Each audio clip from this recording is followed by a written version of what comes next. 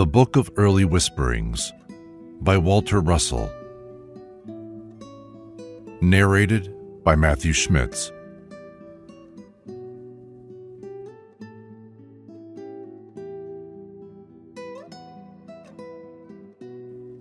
Dedication.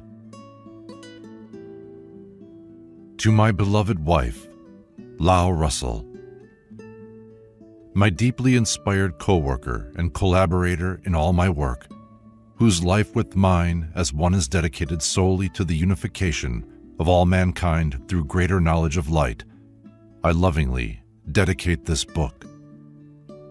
Walter Russell. Foreword. These writings are the whisperings of God's voice to me during those early periods of illumination which occurred in May of every year of my life, from the age of 7. These periods of ecstasy, which always characterized cosmic illumination, lasted from 10 to 14 days, during which time I was obliged to seek solitude and aloneness in forests. I endeavored to express the thoughts and moods of these periods of ecstasy as my varying lack of body awareness balanced with my ever-increasing cosmic God consciousness, with God and nature. Walter Russell. The Awakening. I breathe the air from the hills. The strength of the hills is in me. It courses through my veins. It comes to me from the mountaintops beyond the hills, where the eye within me is fixed. It is light. I feel it ever coming. I take it into me. I feel the strength of the light I am taking into me. I smell the sweet odor, and I drink in the sunshine. I open my lungs to the forest. I draw strength from a superpower which is light. I am that power. It is all of me. I am all of it. With my feet firmly planted to earth, I tear trees from their roots and dash them aside. It is nothing for me to tear trees from the earth, tree by tree, or forest by forest. My strength transcends that of the tree. It is mightier than that of the forest. The strength of all forests and all of the hills is in me. The earth lends me its power. The winds lend me their power. The winds of the earth are my breath. I breathe, and forests rise and fall. With the deer I run and leap, but they are motionless when I run with them. With the bird I fly, and more effectually. Sitting by the pathside, I need but to think of there, and I am there, or some other where. And in another breath, I am back again. For the deer is a deer, and a bird is a bird. But I am a man with a soul, a man with an uncaged soul. I wander with myself in my world, my body a wandering with my soul, companions for just a little while. Then my soul wanders alone. My body is but the house of my soul, its carriage, the roots which tie it to earth when it will be tied. It is not me. I am sure of that. I have long known that. Some day I'll write down what I know of it, and what each new moment whispers to me of it, and the silences. What the silences say of it, I will write down some day, if I ever can. Little things call my soul back from afar. Little things. The curve of a sapling, the shadow of a cloud over a meadow. And the same little things send it a-wandering back again into space while my body awaits it on the path or goes to meet it absently, all unconscious of its movement, like a dead leaf on a flowing stream. The spirit of beauty balances my soul as a well of running water replenishes the earth. I seek beauty in the far spaces of my wandering, and find it when thus a-wandering. Always I find it when my weightless soul extends within the extensions of the stars and leaves the house of clay which binds it to the mountainside. Rains replenish the well as beauty replenishes my soul. Without the beauty of great out of doors, I feel that my body would become too parched and dry too long to be companion to my soul. There is a brook to the right. The water falls over the rock into the limpid pool. I go eagerly to see it. The water drops over in the shadow of a great rock patined with lichens, like a bronze patined by the rain. The sun peeps into the pool, and some very yellow leaves capture its rays to herald it coming. The green moss is velvet, the softest of velvet. Wintergreen are there awaiting me, and checker ferns. Arbutus leaves cover a bit of the turf, its pink blossoms since their spring song. Pulpit jacks show me their zebra stripings modestly. The shadow of a leaf falls upon another leaf, and still another leaf silhouettes itself upon the rock. Quite unaware of me, a busy ant makes its way across the rock carrying something much larger than itself. I am as certain that I am that ant as that I am I. I carry the burden with the ant. I feel my body straining with the burden of the ant. I am alone with all this activity. Shall I turn to the right or to the left? What matters it? Even now I feel my soul parting from its anchorage of heavy clay. I see my light interwoven with the universal light. The Song of the Stream. There is a stream in my world, rushing, shallow and clear, and spotted with stones. A road winds along by its side, grass-grown and streaked with shadows from the trees of my world, and splashed with sun in the depths of its forest.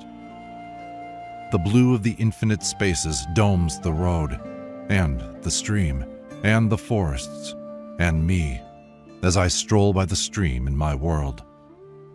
The song of the stream fills the air, and my ears and my heart, and gladdens my soul as I walk in ecstasy on the road by the stream. Its song is the song of flowing waters, soft and low and murmuring, of falling waters resounding, sonorous, of rushing waters rippling and trilling in soulful cadenzas, born in the depths of boulder-lined pools and echoed in space for the listening gods and for my attuned ears. The melody stirs my soul, the wonderful melody of the stream, the symphony of earth tones, the harmony of nature's themes played in the fluty throats of happy birds, played on the harps of the breeze and waving branches and rustling leaves, played on the resined strings of insect wings, in the piccolos of crickets, the violas of bees, the oboes of the katydids, and by the great orchestra of countless hosts of hidden things that play and sing and buzz and drone and chirp for me in my world. I hold my breath and listen. The ears of my soul open wide. My pulse beats fast, and then beats slow. The melody quivers in my nerves, and chills and warms, and chills me again. It carries me through space to unknown worlds, then brings me back to listen again to the deep burden of the pounding waters and the accompanying diapason of tireless rushing. Stream, my waters, my world, removed for me alone beyond the tread of wingless souls who walk the earth heavily in chains. My head is high, my arms extend to the heaven. My eyes are closed, the better for my ears to hear the theme of the finch which plays itself into the symphony of the stream. I no longer walk, I float. My feet are winged. I grasp the daisy head to anchor me to the sod of my world. Into the symphony comes the flute of the thrush, rich, melodious. Then suddenly the oboe of the kingfisher takes the theme, shrilly, menacingly. The stream pounds its warning accompaniment in its deep pool, its whirlpools. Ominously the kingfisher streaks up the stream, shrieking his last note in the wild theme of the rushing waters, and then the note is drowned in a splash and a beating of wings as the stream wails its loss in its song. I open my eyes to the peaceful fluttering of the butterfly's wings, and it stills my soul. The tremulous agitato blends in the symphony of the stream. The theme is gay and happy again. It hums and it trills as a million fairies come with the breeze, all touching a leaf with their wands as they pass along singing the song of the breeze. A red squirrel sits on a nearby bough and chatters his note in the melody, and then runs away. Wildflowers nod and beat time, and my ears half close as my eyes reflect the wonder of the stream and the road that winds by the stream in my world. An oak grows by the side of the road, and in its cooling shade I pause. It reaches one arm caressingly over the stream as though to bless it. "I love you, little stream," it seems to say. "You cool my roots. You give me a drink. You keep my leaves fresh and green, and you heal my bark from winter scars, and you murmur to me all day and all night. I am never lonely, thirsty, nor sun-scorched because of you. Flow on, dear stream. Marvelous tree of my world, I love you. I love you as you love the stream. I love your gnarled roots, your ice scars, your massive trunk and reaching arms. I love to hear your leaves whispering to me as I pass you by. I love your knots and hospitable squirrel holes. I love your twists and elbows and joints and the sunspots which dance on your living self. O friendly tree, farewell, I say as I pass it by. There is a turn in the road and a bend in the stream where the waters flow slowly, silently, where the banks are spread, the stream bed deep and surface unspotted with stones. It is the resting place of the stream, the busy, noisy, rushing stream. 10 bars there are for the rest in the river symphony, 10 bars for the deep tones, and none for the flutes which carry the song on the breeze to the shallows beyond the bend, where the stream is again spotted with stones. There is a couch for me in this resting place, a couch of moss near a lichened rock which overhangs the stream. I lie flat on my face among the panpipes and pulpit jacks and gaze into the tranquil waters.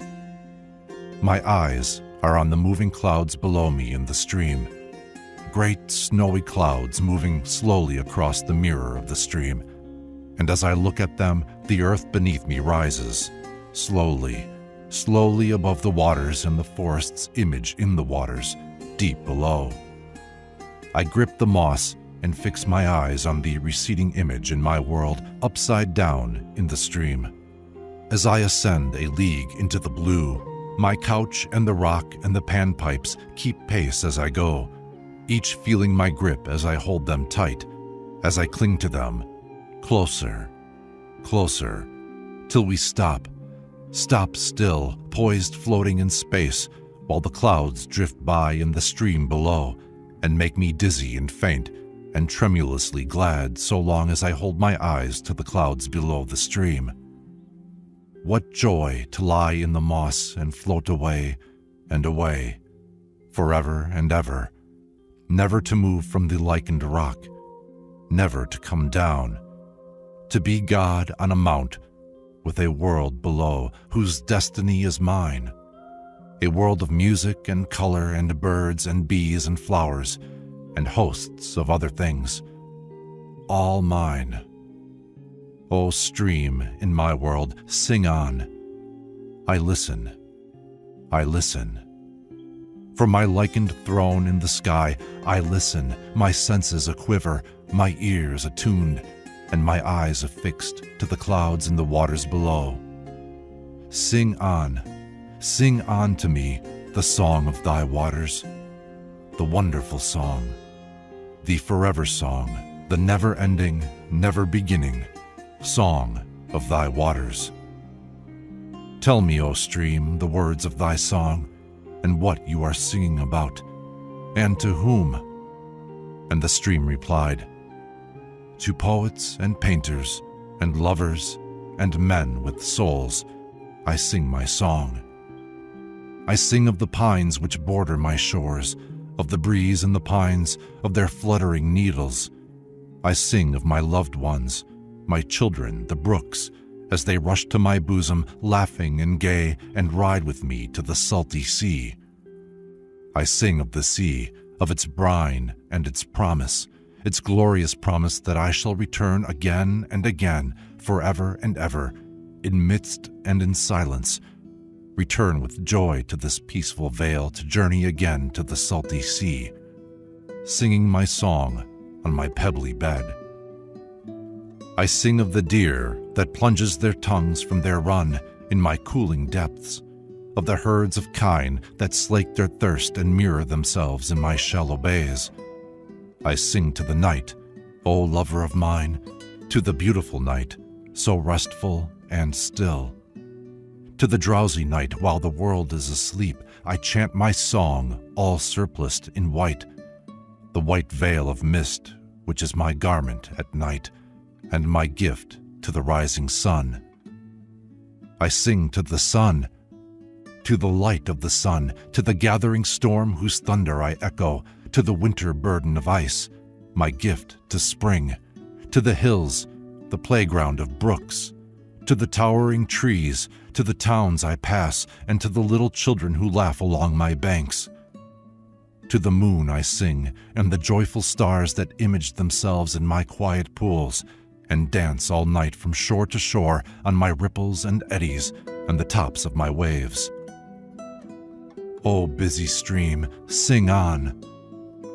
In the stillness of the far hills where you were born, sing your baby song, your babbling baby song, to the accompaniment of birds and of whispering leaves.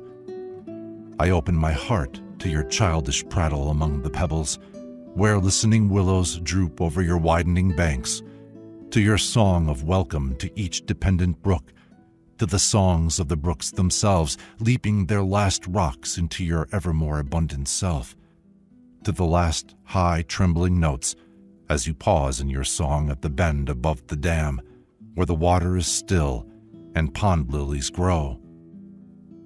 The glory of your singing takes me with you, playing, singing, rejoicing with you through the changing valley song of youth around pebble bends, through plowed fields and fields green with rye and corn and clover, dancing with you past nodding wildflowers and beneath trees whose gnarled roots reach from under banks like yearning arms of octopi, floating with you through crevices and chasms and rock ledges where you have patiently worn your way for ages, singing cheerily as you worked.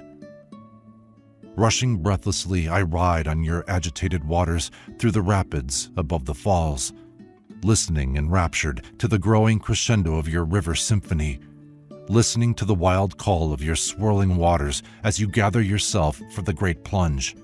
Then leap. Leap far into the gorge below, all clothed in white like the foam of the sea. And as you leap, I hear the note of the sea in your song. I hear the giant waves beating upon the sand. I hear the echo of the note in the hills, and the breeze in the pines sings the tone of the sea, the brooding, soulful tone of the sea. I feel the tone vibrating in my soul like the strings of a responding harp. I hear in the swishing sound of dissolving foam the soothing song of briny waters heard on the sandy shores of the sea. O little sister of the sea, impatient stream, flow on. Through canyon and gorge and chasm thy waters race, in the allegro vivace cadenza of the river symphony, From the falls to the sunlit valley, the theme is suspended in this one long cadenza.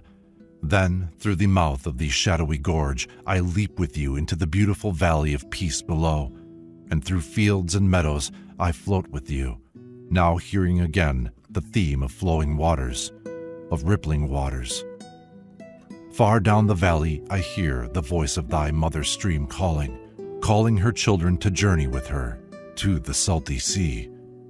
And I hear in your song their answering note, and your call to the hills, and your valley and me saying to me, I shall return again and again, forever and ever, in midst and in silence, return with joy to this peaceful vale to journey again to the salty sea, singing my song on my pebbly bed.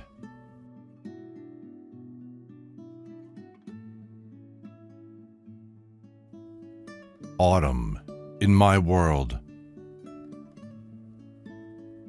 Against the blue autumnal haze of my world, a milkweed fluff wanders lazily, aimlessly.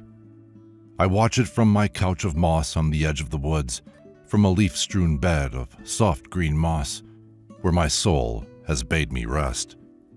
I watch it poise on myriad silken wings, as if to view the autumn landscape, perhaps to choose the spot where it might lay its precious seed. A breath of wind, and it is gone, lost somewhere in the blue haze of my world, lost for a time to me, gone to do a milkweed's work in my world.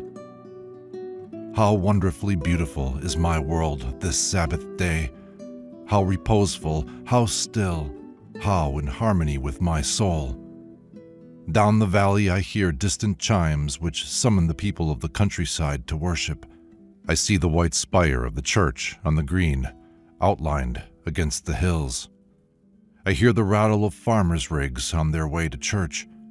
There are white dots moving along the distant winding road, leading down the hill to the village green where my fellow men shall worship together in harmony and peace. It is the hour of worship and of prayer for all men. In my world, I talk with God alone, commune with Him alone. In my world's vast cathedral of tall pines, arched with green arms of pines, domed by the blue of my interminable heavens, a blue which is alone mine when I roam alone in its blue, not a blue of earth or of man's world of earth, nor even mine when I roam man's world of earth. This Sabbath day I am alone in my highest heavens, whose cathedral walls are heaven's hills, ridge upon ridge of forested hills, hills deep dipped in the blue which is alone mine when I roam in its blue. Rhythms of soft music float down the vale of my world, rhythms of earth, mothered by heaven, attuned to the blue of high heaven, to the deep tones of the flowing stream, to the singing brooks leaping into the stream, to the rustling leaves of bobbing rows of corn, row upon row of dried cornstalk leaves, rustling in the breeze, mingling with the crisp, crunching sounds of dried autumn leaves, all making music for me, the music of autumn in my world, playing for me alone, sung alone for me by autumn's host of hidden winged things, and chanted softly by unseen angel choirs beyond the haze of blue of the far hills of my world. The very rhythm of it stirs my soul and transforms the rapture of my self-conscious thinking to the ecstasy of God's thinking and makes me one with Him. All nature bows its head in silent prayer this Sabbath morn, and I, my heart aburst with thanks for all things of my world, pray silently. O God, I thank Thee for my inner-seeing eyes, for the soul Thou gavest me, for the world that is mine because of the soul that is mine. For the hills I thank Thee, for the forests and fields and sky, for the clouds and the blue of the hills, and for Thy color I thank Thee, for the soft moss beneath me, for the rugged rock and gray tree, for the peeling bark on yonder hickory, for the red apple in the orchard below, for the butterflies and birds and singing creatures in grass and trees, for the stalks of corn which wave and bow and curtsy in the wind, for the sounds and noises, the chirps and trills, the buzzing and droning, the bleating and lowing. For the breezes I thank thee, for their music in the trees, and for the golden leaves they carry across the curtain of my world. I lift my eyes, and I look across the valley to the hills, my majestic hills patched with forest, with carmine, gold, and cadmium forest, with plowed fields and meadows and pastures, all merging together in autumn's violet blue, all bathed in the haze of autumn's violet blue. There are farms on the hills, farms with fields bared by the harvest, fields stacked with corn, rye-seeded, cattle-dotted, well-divided fields all spread out in violet blue haze like states on a child's map, each a different color, but all veiled in the interminable veil of autumn's violet blue. The wind stirs the treetops of all the hills and makes of them troops of gaily uniformed soldiers that march. Yea, they run as they march, to the very tops of the hills and over each ridge. Where are they going? Why such a hurry? What is happening on the other side of the hills? Why so many little cloud puffs over the hills? Can that be the smoke of battle? Is all nature fighting a battle of the seasons? Perhaps green summer is loath to leave earth to red-blue autumn, and perhaps autumn desires its throne before its time. There surely is a battle raging over the hill. The Sabbath day, my world's a battlefield, nature's gloriously beautiful battlefield. Up the hills and over the ridge, troops are rushing, regiments of oak and hickory, regiments of pine and fir, rushing pell-mell to the hilltop, rushing to the battle on the other side of the ridge. Uniforms, resplendent in red and gold and yellow, sabers flashing, bayonets bristling, as wave upon wave of red, green, and gold soldiers are lost as they merge into the little white cloud puffs just over the ridge. Now comes the cavalry, galloping, galloping, urged on by cedar sentinels waving their arms and pointing the way, ever pointing the way to the cannonading over the ridge. 'Tis a wild march, a rout, a rush for the top and over the ridge, platoons of them bending and waving their arms in the wind, obeying at once the mood of the wind. And then the wind dies as it borned, and the air and the hills are still again. Cedar sentinels stop in their tracks and lift their arms straight into the heavens, and lo, each regiment of oak and hickory and pine and fir stands still. They rush no more to battle on the other side of the ridge. Stillness, an all-pervading stillness, a drowsy, sleepy stillness envelops my world and me.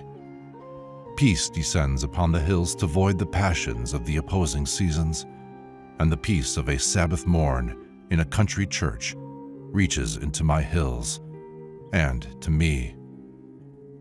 Its stillness must have lulled me to unawareness of space and forgetfulness of time, for Sabbath morn is high noon now. The sun has climbed high overhead, unobserved by me, and the hills have disappeared by some magic, for I am now encompassed around and about by the great oaks, miles away into the next vale, which have long seemed a part of my soul.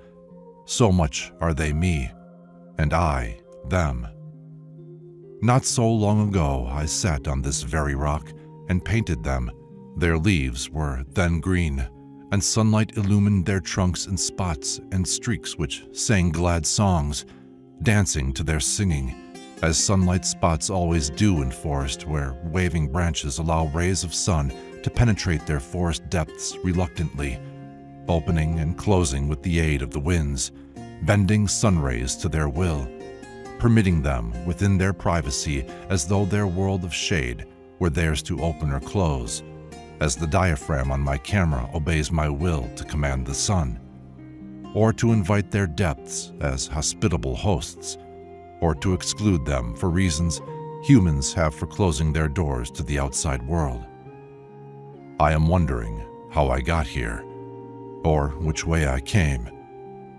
I but dimly remember a barway and the difficulty of removing of a rail, and less dimly, I remember the passing of several deer which stopped for a moment to satisfy their curiosity as to my intrusion into their glen, but naught else do I recall of those 2 lapsed hours of wandering through formless space alone with my soul, listening to the silent rhythms of Earth's plannings for its winter sleep and rebirth of sleeping things in spring.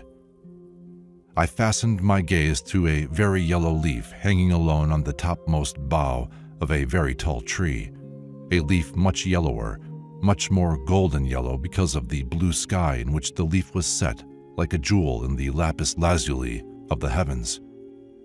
And as I looked, a sudden breeze tore it away from its branch and spiraled it high over the tops of all the trees, then down again, way down till another breeze carried it up again, where a dazzling ray of golden sunlight illumined it as it again swirled high into the heavens, dancing, dancing, swirling, twisting, darting here and there, then floating low in the softening of the winds.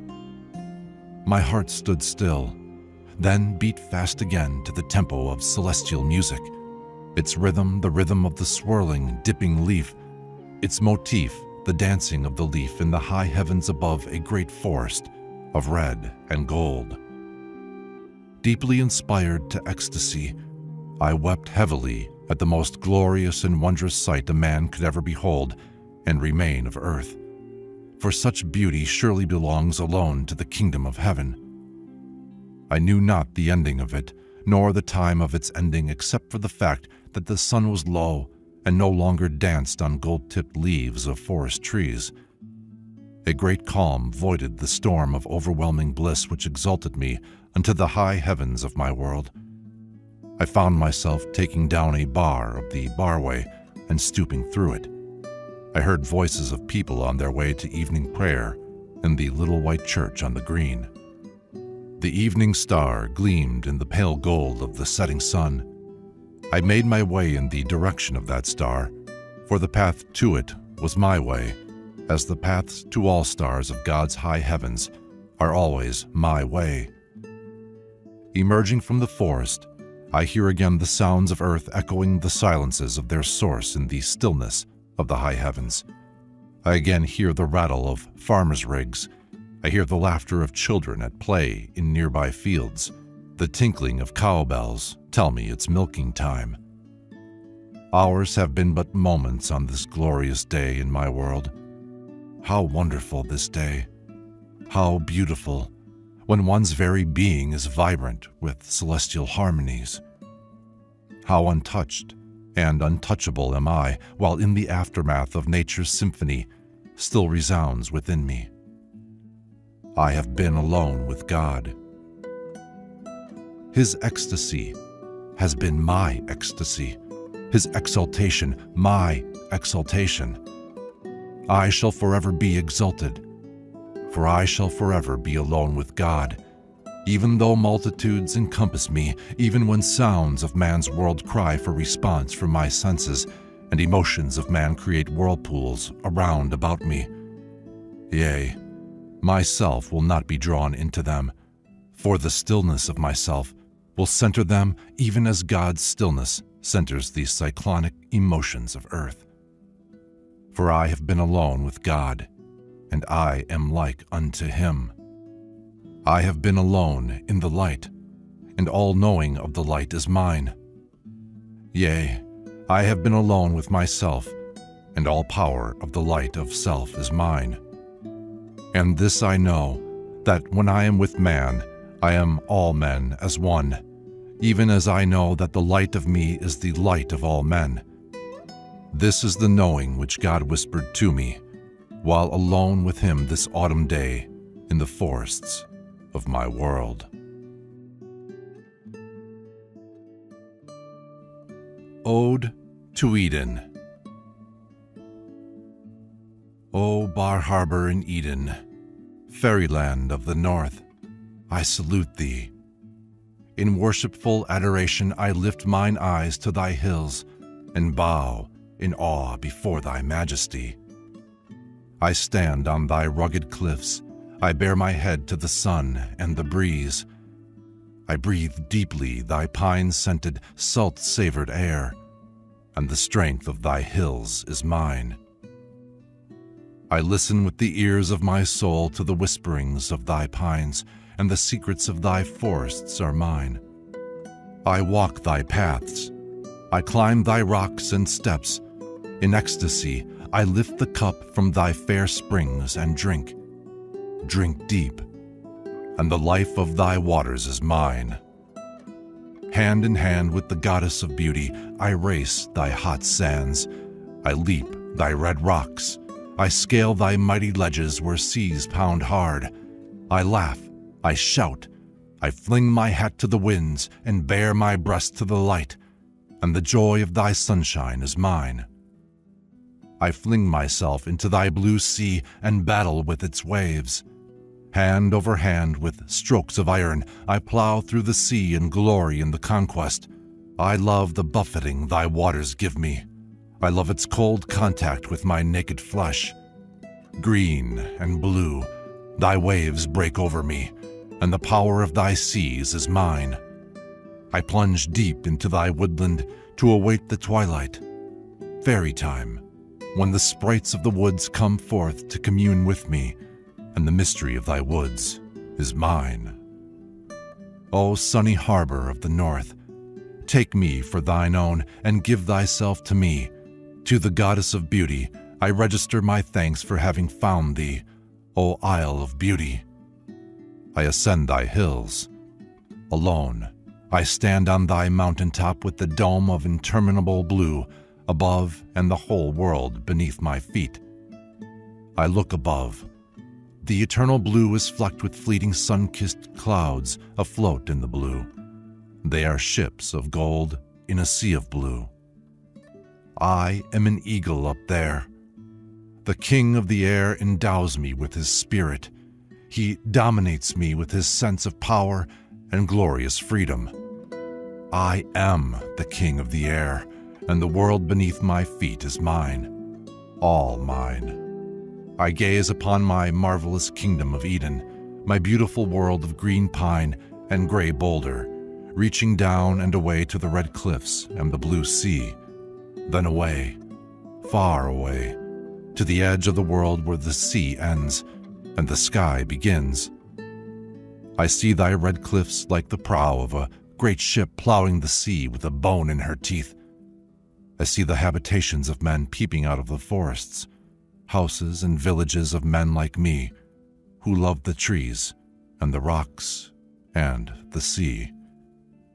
I hear a tone, a wondrous tone which comes from the sky, or the rocks, or the sea. Perhaps it comes from them all through the pines below, each pine a string of a giant harp which sings for me alone the epic of this wonderland. I hear the song with the ears of my soul as the humming, droning strings intone the wild, weird chant of this isle of the sea. Alone on the mountaintop of my world, I hear the small, still voice, the voice of God, creator of my world. And I know that he who made the marvelous world made me. Alone on the mountaintop, I hold communion with God and give thanks for this marvelous isle of peace, which is mine, all mine, for opening my eyes to see its wondrous beauty, and my ears to hear its music and its whisperings, and for attuning my soul that I might understand the language of thy pines and the pounding sea. I descend over crag and crevice and avalanche-strewn rock. I find my way with winged feet. Into the scraggly forest I plunge and pause under the canopy of fir and pine which veils the sky. O scant forest of the mountaintop, O wind-blown stubble, fighting for life, I love thy staunchness, I love thy courage. Thy gnarled arms bear witness of thy struggle for existence on the bleak days when the wind howls and strips thee of thy unmatured seed cones. I love the bend in thy backs, silent evidence of thy burden, the north wind.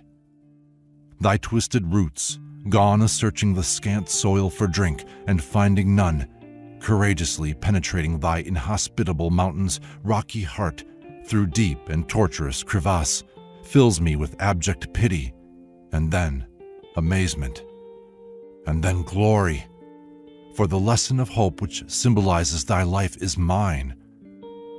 My feet feel the softer tread of earth and mountain moss.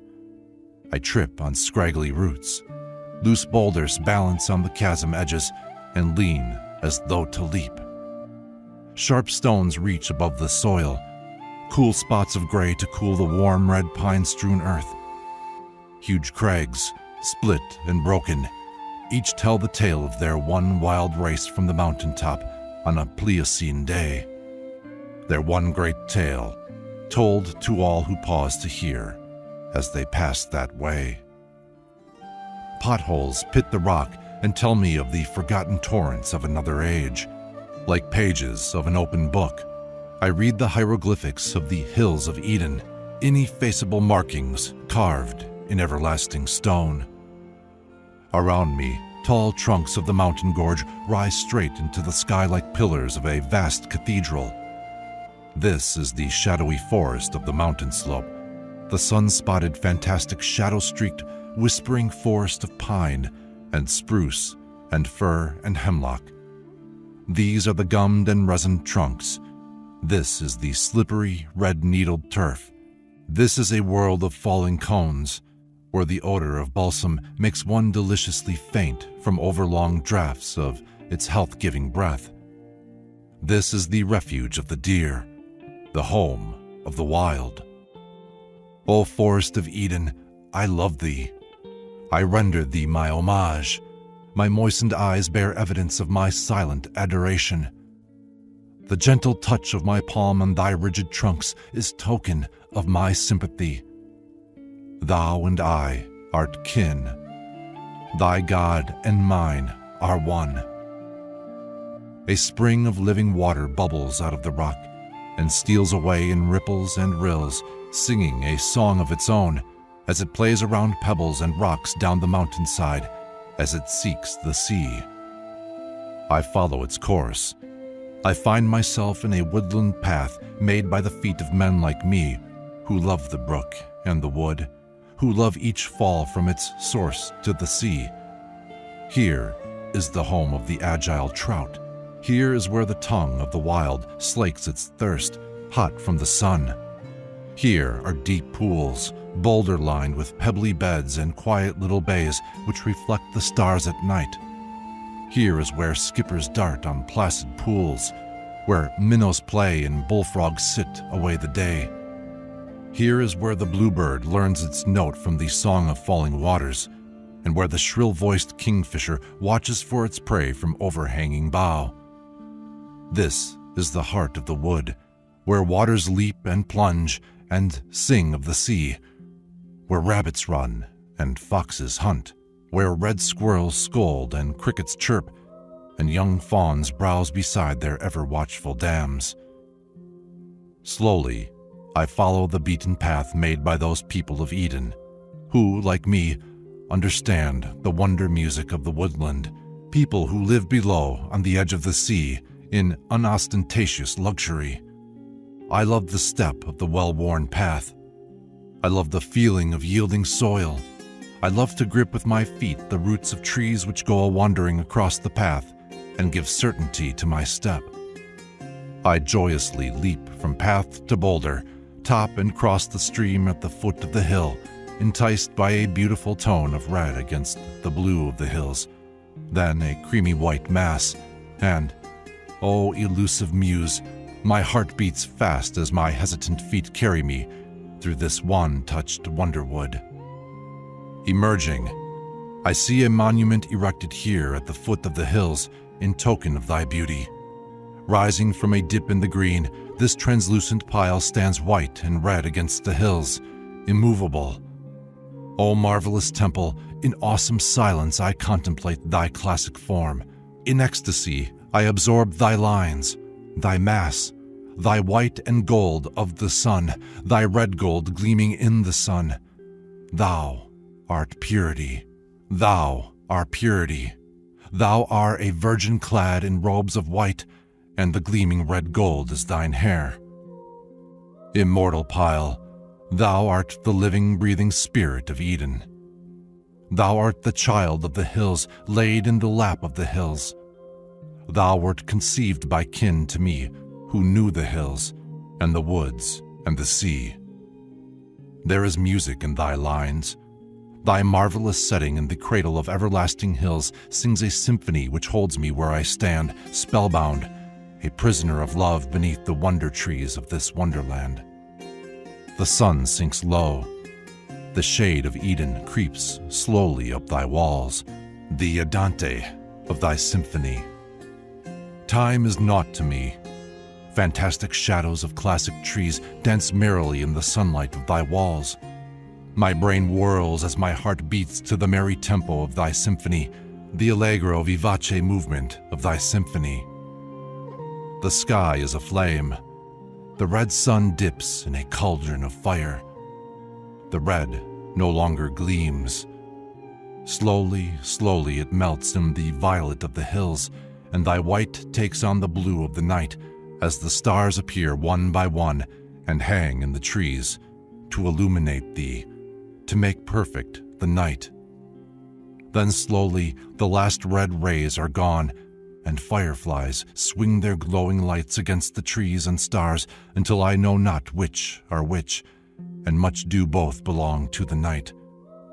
O thou white-robed spirit of Eden, temple of purity, thou eternal hills and girdling sea, thou people of Eden who are kin to me, I bid thee all good night. Thy symphony is played to its passionate end. I have heard its finale. A soliloquy. The spirit of the wanderer is upon me. Nature is calling for me to come to her, to come within her hidden depths. I have too long been far outside. I can no longer be so far outside. Desire to enfold myself within her rhythmic pulse beat is strong in me. Desire to hear her harmonies with my attuned soul, to know her silences, to see her with my inner eyes, to commune with her alone is irresistible. I can no longer withstand it. She commands my footsteps. Her power, her lure, compels my footsteps. The deep forest is before me. It draws me into it. My desire is to be drawn into it, to be utterly lost within it, never to return until I am saturated with it, if such a thing could possibly be. A great white cloud hovers over the forest, beckoning, beckoning, promising to be my guide, if I but follow her. She seems a wayward guide, promising much, vaguely promising much, so temptingly. What matter? She has already given so much. Of that I am sure, for having had it, I am enriched beyond all gifts which earth could give, for she is of the heavens, and her gifts are of the heavens. How exquisitely beautiful she is, her hair mouse gray, her loveliness all draped in billows of white.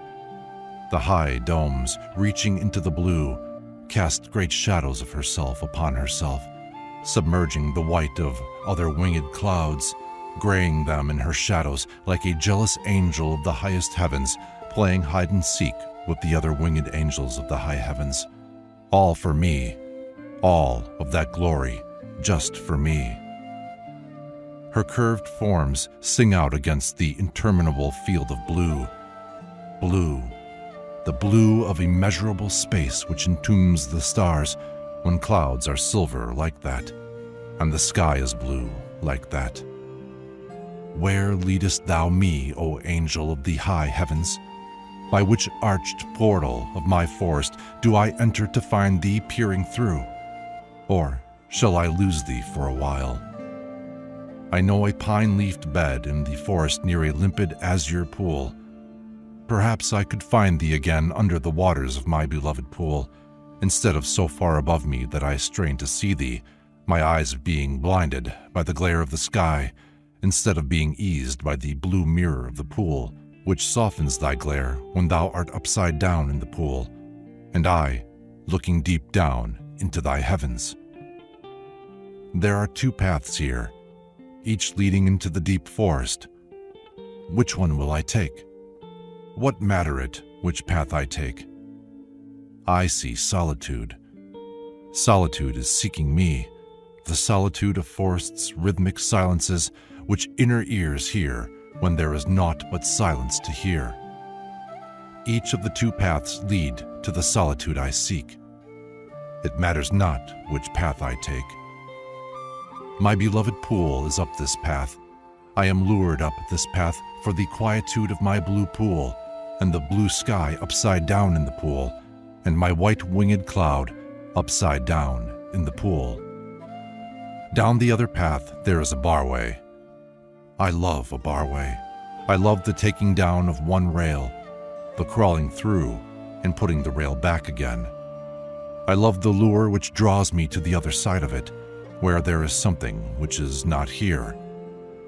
There is a little river there, on the other side of that rail fence, which is not here.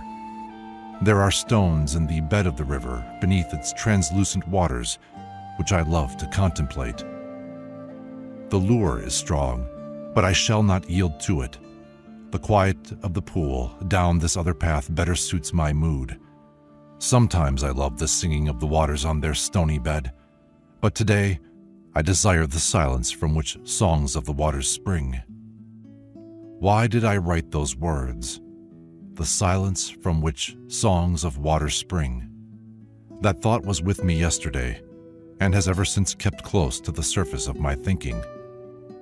Yesterday, I thought of the silence of space through which suns and earths flow in their orbits, as the waters of rivers flow in their stony beds, singing their songs which spring from the silence and stillness of earth, and the heavens of earth. From whence cometh the song of flowing waters? Is it the waters which sing? That could not be possible, for the waters of the calm pool do not sing. They are silent like my thoughts in meditation. Flowing waters sing. If still water does not sing, it must be the motion of the waters which sings, and not the water. Thoughts like that bothered me yesterday, and come back to better now. It makes me wonder if there is any reality to sounds of things. Sound seems to be born from silence, for when sounds cease, silence still is. Yes, that must be so. The harp-string is as silent when it is still, as the calm water of my pool is still. A hand plucks the harp-string, and it sings. Why is that? What is the answer to that? The answer must be that the harp-string never sings, that it is forever silent. It must be the motion of the harp-string which sings, just as it must be the motion of waters which sings, for when motion ceases, sound ceases. Yes, that must be the answer. But where does motion go when it ceases? When waves which disturb the calm of my pool cease, there is still stillness. But where do the waves go? They must go into something. And where do the sounds go? They do disappear. Perhaps they just cease and do not go into anything. Perhaps motions and sounds are transient illusion, and stillness is the one permanent thing. Motion cannot become stillness. That is illogical. Perhaps both motion and sounds are not real at all. Perhaps only stillness is real, the stillness of the universal equilibrium, the stillness of God's light. Yes, that must be so, for when I stop thinking and am within God's still light, I then know reality in knowing God. Yes, that is the answer, For when I am alone with God in the still light of His knowing, motion and sounds are non-existent. Even the roar of the mighty Niagara ceases when consciousness within me insulates the ecstasy of my knowing from earth's effects upon my senses. Even the sounds of a master symphony cease when their rhythms exalt me unto the highest heavens.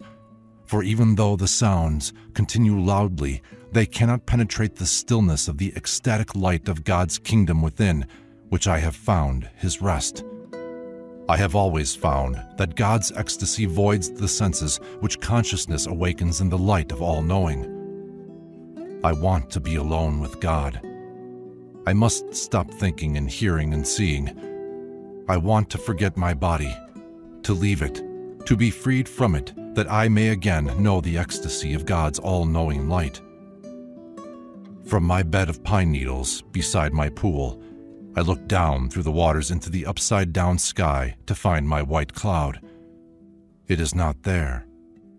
I am glad it is not there, for just the seeing of it would continue my seeing and hearing of earth things, when I wish to be alone with God in the center of all earth things, where stillness is, and I see naught and hear naught.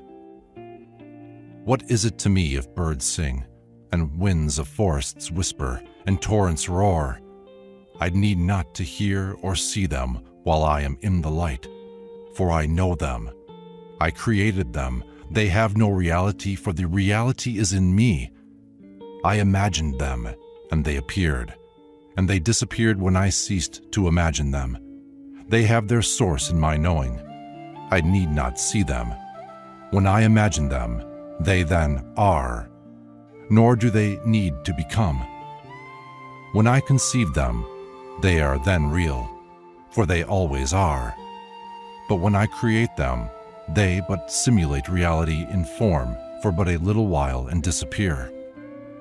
When I conceive my creations, I know them, but when I think my knowing into form to create the images of my thinking, I must then sense them. Thinking is motion, electric waves of motion. Thinking is the moving tension of mind's stillness, as the lever is the moving extension of the fulcrum's stillness. When I stop thinking, all the motion of earth things also stops. When I withdraw the extended lever of motion, which my thinking is, into its still fulcrum, I find God's stillness there. From body sensing, I am transported into the light of all-knowing. When I thus find myself in the light of all-knowing, I find within me the power which created the stars and made them move into their mighty orbits. When thus in the light, I am that power. From the interminable equilibrium of universal stillness, I returned to the universe of sensing the many things which move, things which make sounds while they move, things which have forms of the idea they manifest, forms which multiply themselves into many of a kind by repeating themselves in the mirrors of themselves. I found myself again thinking, again seeing the multiple effects of the one cause from which I have again been extended in form as but one of those multiple effects. I found myself again hearing the sounds which emanated from the stillness of God's universe of knowing. Oh, how beautiful is this moving universe of changing effects of multiple forms. How beautiful this ever-changing effect of an eternally unfinished picture painted by God from His unchanging concept. God is the master painter of the one universal masterpiece. The painting of nature is not the painter, however. There is no more reality to the picture painted by God with the pigments of His light spectrum and the brushstrokes of electric waves than there is reality to the pictures I paint with spectrum pigments of earth and brushstrokes of matter. When I conceive a picture, I know it. When I paint it, I think it into form and action. I sense what I know, but that which I sense into form is not the concept, nor is it I, its creator. I, who am but just now returned from the universe of knowing, now see clearly the things which bothered me yesterday, while sensing the countless multiples of ever-moving forms which make sounds while they move, and are silent when they simulate God's stillness. The day is waning, and the very human feeling of hunger commands my footsteps to take the path towards home. Reluctantly, I went my way out of the land of dreams and of reality to again give cognizance to that world of motion from which my body sprang to administer to its needs until another time when I again might be freed from its bindings of motion, to again seek stillness where God awaits to commune with his own in his language of light, which all men desire to know.